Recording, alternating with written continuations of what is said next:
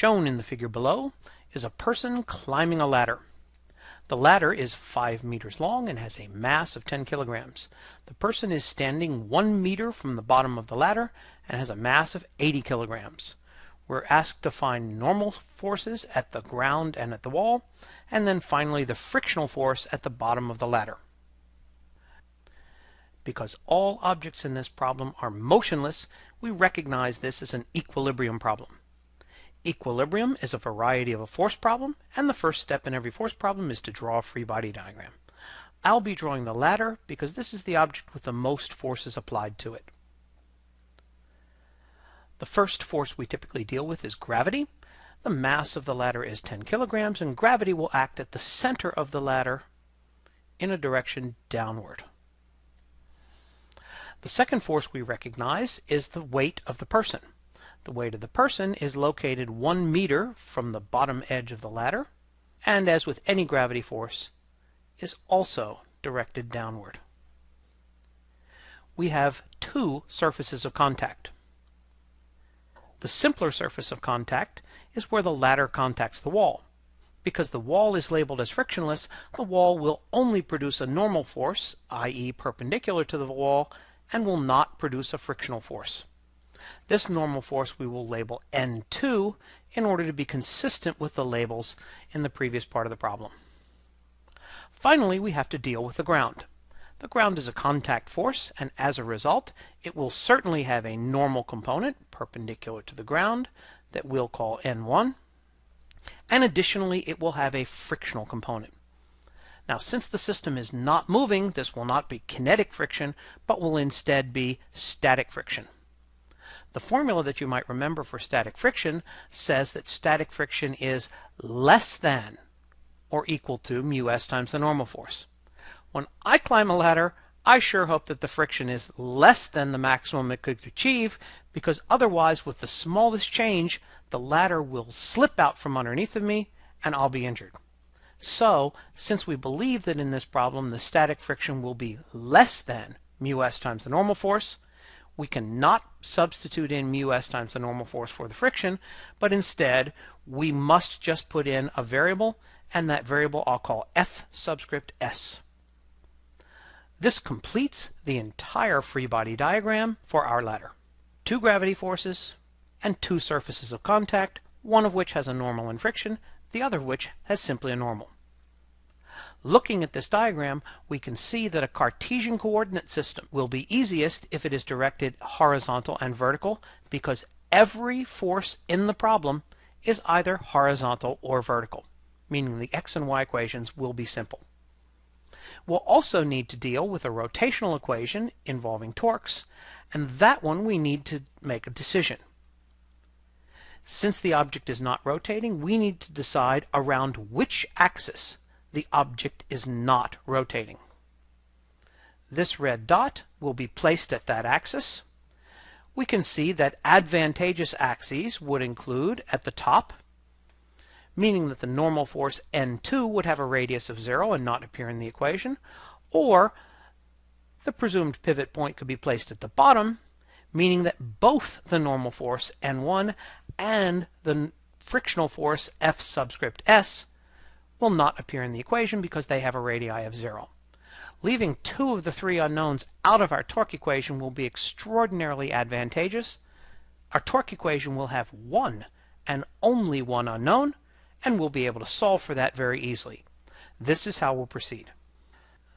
Because the ladder is not accelerating, there's no guiding principle that tells us whether we should call clockwise or counterclockwise as the positive direction. However, since in this problem I plan to deal with N2 first, I'm going to make that into the force that applies a positive torque by labeling the counterclockwise direction to be positive. You'll get the same result if you were to label clockwise as the positive direction, but this time I'm going to go with counterclockwise. As we examine the diagram, we see that the force N2 is not optimally directed to generate a torque. The force N2 consists of two components, one of which is directed straight at the pivot and will not generate the torque, and another one is generated perpendicular to the radius vector, and that one will generate a torque. So our job is to break this force into two components, the useless component pointing straight at the pivot, and then the component perpendicular to that and to the radius vector, which will be the one that does generate a torque. Referring to our original figure, we find that the angle between the ladder and the horizontal is 70 degrees, meaning in our free body diagram, this angle will be 70 degrees.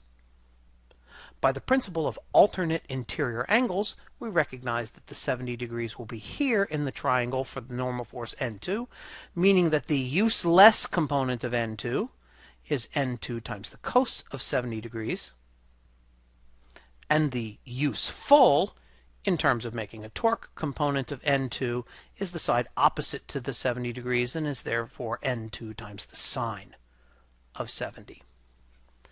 We use that ladder force as the force that generates a torque in what we have called the plus direction. N2 sine 70 is merely the appropriate component of the force that generates the torque, and it is not indeed a torque until we multiply it by a radius vector. Since the force N2 is applied all the way at the far end of the ladder, we will use the 5-meter length of the ladder as the length of the radius vector. We now need to generate the two torques that are in the minus direction in order to finish out our torque equation. Let's begin with the 10G due to the weight of the ladder itself. Again, we find that this force is not optimally directed to make a torque. The reason is that one component of mg actually points toward the pivot, and that component will not contribute in making a torque. So we will need to divide the 10G into two components, one part pointed straight towards the pivot, which is useless, and the other one perpendicular to this and perpendicular to the radius vector r. That component will be useful in making a pivot. What we recognize is that we can imagine a triangle in our mind that follows the horizontal up through the 10G and back along the ladder. This triangle, if it has 70 degrees in the lower left, must have 20 degrees in the upper portion. If the angle in the upper portion is 20, then the lower angle of this triangle, down here, is the 70 degrees. This means that for the 10G, the useless component is opposite to the 7 degrees, giving us 10G sine 70. And the useful component of the 10G is the side adjacent to the 70 degrees, giving us 10G cos of 70. It's this latter one that will appear in our formula for the counterclockwise torques as a negative contributor, 10G cos 70, and as yet we have not written a torque, we've merely written a force. We need to multiply the force by radius in order to get a torque. Since the gravity force on the ladder itself applies at the midpoint of the ladder, the radius is half the ladder's length, or 2.5 meters.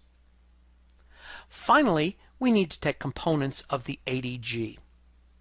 We recognize that since the 80G is exactly parallel to the 10G, we will be taking the same component as useless and the same component as useful, meaning that the contributing force generating a negative torque from the 80G will be 80G cosine 70 times the appropriate radius. We're told that the person stands 1 meter from the end, and so the radius will be 1. Finally, we recognize that the sum of all torques must be 0 since there is no angular acceleration.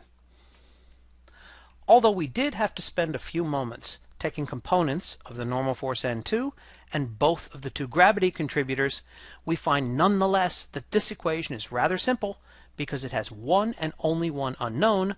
That unknown is N2, and so we get the value of N2 in a single step.